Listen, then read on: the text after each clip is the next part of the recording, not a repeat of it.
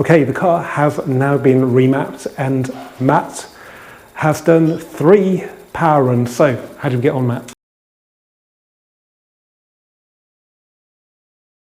Hello guys and welcome back to the VolksWizard channel. Today's video is about a car that's been absent from this channel for way too long. It's a car that I've made loads of content on in the past, but in recent years have somehow overlooked. Well, we're going to put that right today. It is, of course, the Volkswagen Up GTI. Now, a lot of these will have now celebrated their 3rd birthdays, which means they'll be no longer covered by the original Volkswagen warranty. The bad news is that owners will have to fund repairs themselves, but the cars are actually proving quite reliable. The good news is that you can now perform modifications without invalidating that warranty, and the modification I'm asked about the most is a remap. That's when you change the car's software to extract more performance from it. Some people will say that you're missing the point of the Up GTI. If you want to remap it, you might as well go and buy a Polo GTI. Others will say it's the best modification they've ever made and they wish they'd done it sooner. Well, today we're going to try and find out who is right. Should you remap an Up GTI? To find out, we're going to actually remap this perfectly standard example, and we're going to perform before and after test drive to see how different the car really is. So let's get started by driving this perfectly stock Up GTI. Okay guys, well, do you actually need to remap an Up GTI? Isn't it fast enough? Well, let me demonstrate what we've got. We've got 115 horsepower, 200 newton meters of torque. We're in 3rd gear, doing 20 miles an hour, just under 2,000 RPM. I will put my foot to the board in a second when the road straightens. That'll do 30, 40, 50,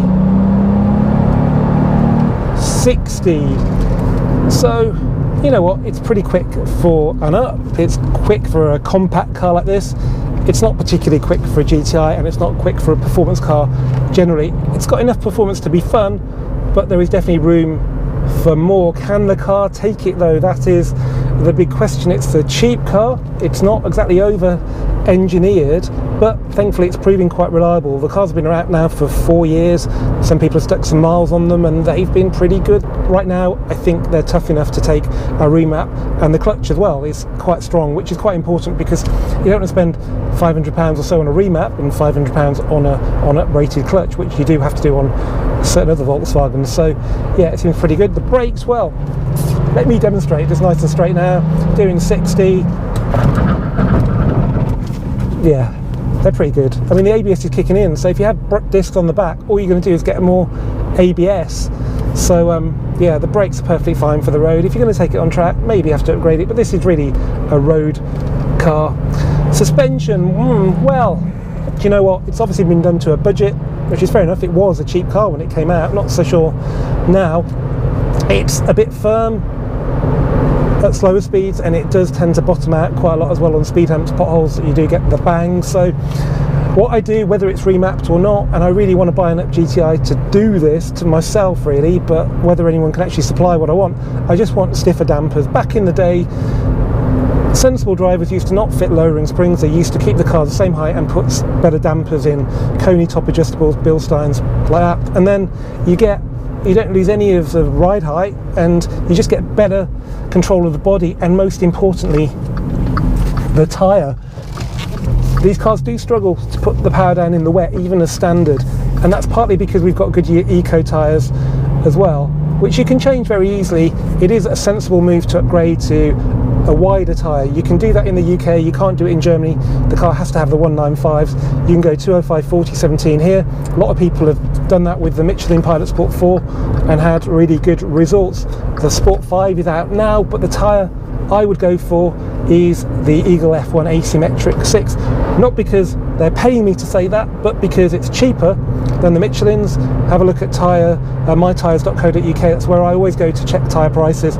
It's like 103 for the Goodyear, 115 and 130 for the Michelins, and the Goodyear beat the Michelins in a tyrereviews.com tyre test. In the 205 you get a wider tyre, which helps put the power down. You get more tyre, more wheel protection, and you get a bit more comfort because there's a little bit more flex in the sidewall. So that's been, you know, a really good upgrade And a lot of these cars now will be doing about 20,000 miles and they'll be ready for a set of tyres. So you'd be foolish to replace like with like. You really need to go and upgrade to a more GTI type tyre. And then you'll be ready for a remap. So let's get this up GTI down to Racingline in Milton Keynes. Let's get it on the dyno there, see what it's producing stock, because it isn't short of performance really. And let's see what their remap can extract from this engine as well.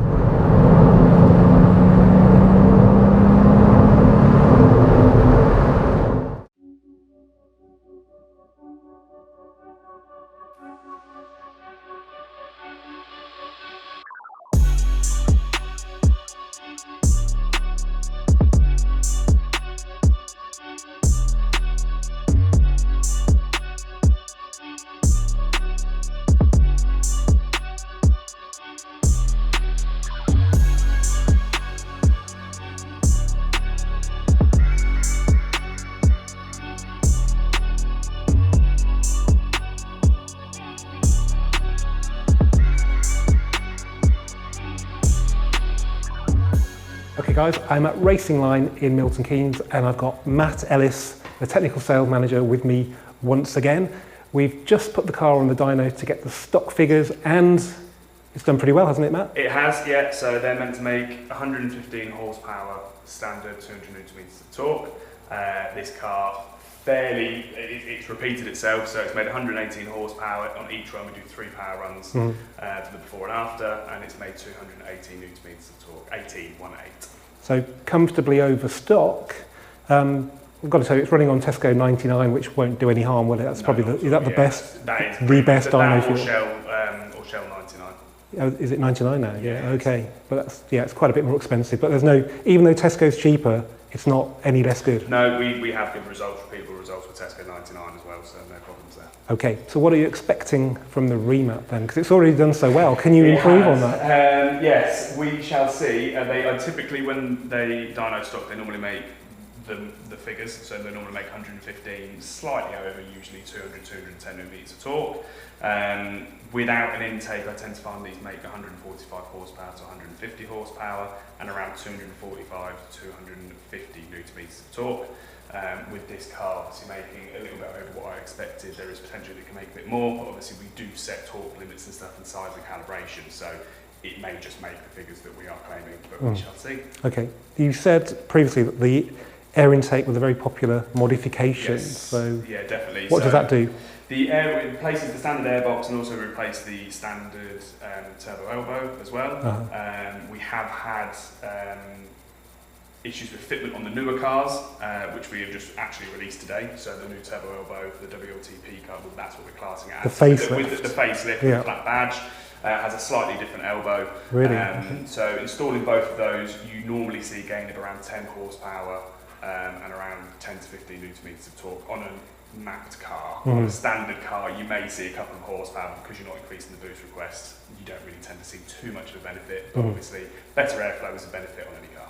And it sounds better, or it makes more noise. Yeah, I guess it depends if you like more noise. Yeah, you get a lot more turbo intake noise, and you also get a lot more diverter valve noise as well. So it definitely livens the intake sound. Okay, well, a bit more characters, no bad thing. Right then, let's get the stage 1 map on and see what it can do. Yep, all good with me.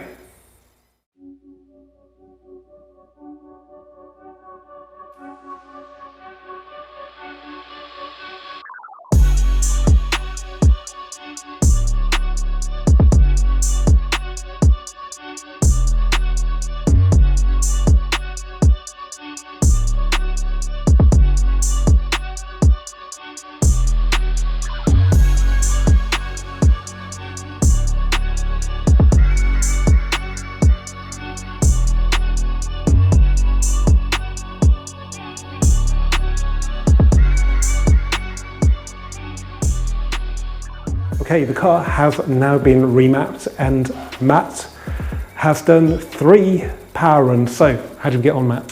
Yeah, so good gains for these. So we made 22 horsepower, I'll move that away for you. So we made 22 horsepower at the peak and we made 24 newton meters of torque. which while that doesn't sound like a lot, as you can see here, sort of the space under the graph, the red lines are, this is torque and horsepower for stock car, and the green lines, again, torque and horsepower. So you can see the gains that we're getting in the mid-range there are quite strong. So overall it took the car up to 140 horsepower and 242 newton meters of torque. Okay, a bit less than you were predicting, but... A little bit less than we're predicting in terms of horsepower wise. It is quite a warm day today. The dyno cell temperatures are up to 27.5 degrees. These cars are charge cooled, and while we do have with the big fan, heat soak does become an issue quite quickly. As we were discussing earlier, something like an intake, a bit more cold air, you would see 150 horsepower there and 250 newton meters of torque by adding the intake and the elbow in there as well.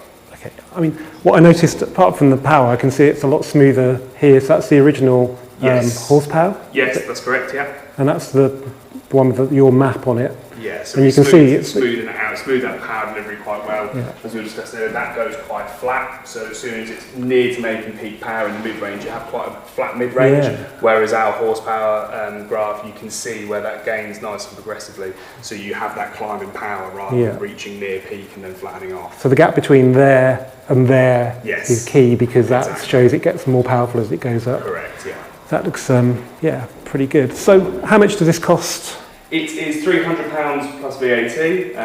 You cannot have it installed here at head office, but if you go on our website and go to racingline.com/dealers, then you can see all of our OEM Plus dealers there. They will be able to install this exact software for you, so the map is exactly the same. It's the same software that we develop on our dyno, on all the UP GTIs. So go see the dealers, they can get that done for you, no problems at all. And what do you recommend when it comes to fuel? We've been running on Tesco 99, which, as we said, is the best it will do. Yeah. So fuel, the map is developed for what we class as 98 RON, obviously what was on the pump, so Shell 98, 99, and Tesco's Inventor 99 as well. Anything that's 98 RON and above, absolutely fine. If you do get a pinch and you're out in the countryside and you can only get 95 RON, the car will run on 95 RON. It will not be detrimental, it will only be detrimental to power. So we only recommend, if you do get caught in a pinch, putting £20 in and getting on your way and trying to get some premium fuel as soon as you can. £20 will still get you a long way in that. That's pretty good. Yeah. All right, brilliant, Matt. Thanks for doing that. Let's now go and drive this Racingline tuned Up GTI and see how it really performs on the road. Okay guys, I've been driving the car now for about 2 hours to get a real feel for this Racingline Stage 1 remap, and I'm back on the roads in Warwickshire I know pretty well. And the first thing I want to point out is that driving it slowly, it just feels like a normal GTI. Things haven't been messed with to make it feel jerky or artificially fast. It just feels perfectly docile, which is exactly what you want. But when you get on the open road, things are somewhat different, as I will demonstrate now. If you look at the dyno plot, you'll see that, okay, there's more power and torque, but the plots are doing very similar things, and that means that the way the car responds is very similar to how it was with the factory map. There's just more power and torque. Let's just do that third gear thing now from 20 miles an hour. Just let the road straighten up a bit.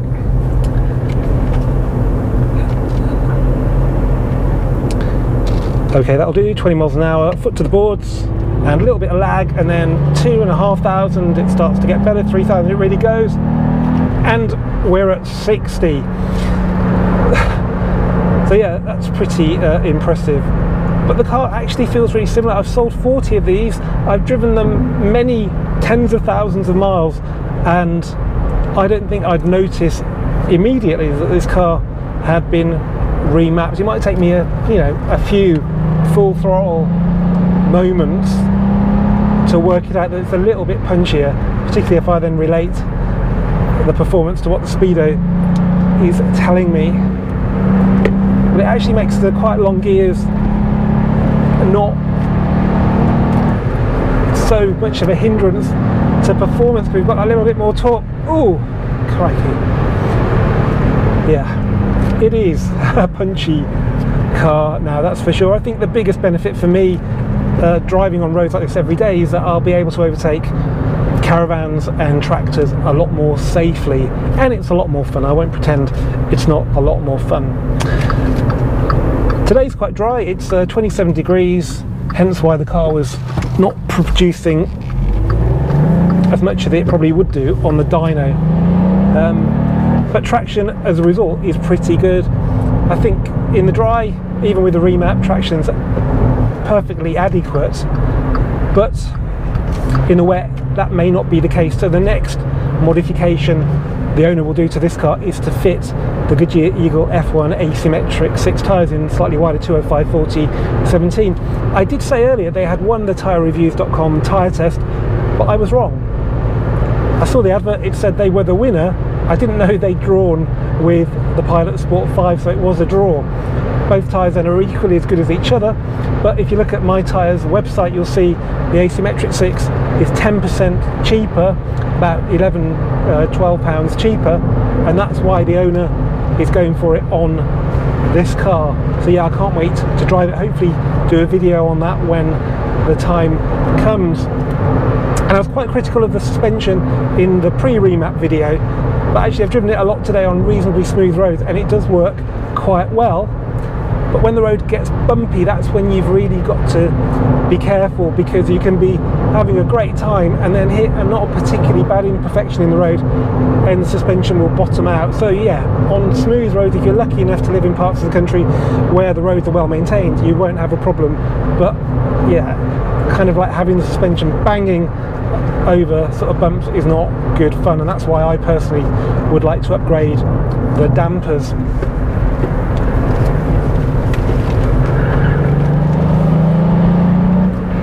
Oh, I love that. Anyway, don't forget to tell your insurer if you do a remap. Some of them are quite okay about it, and fuel consumption should be there or thereabouts the same. Obviously, if you're going to be driving it faster using all that extra remap performance, then you're going to be using more fuel. That's just like physics. But driving normally on the motorway, I think you'll see the really good MPG figures that you've had with a standard Up GTI. Obviously, putting wider tyres on will affect the MPG a little bit, but let's put this into perspective. These cars will do 60 plus quite easily.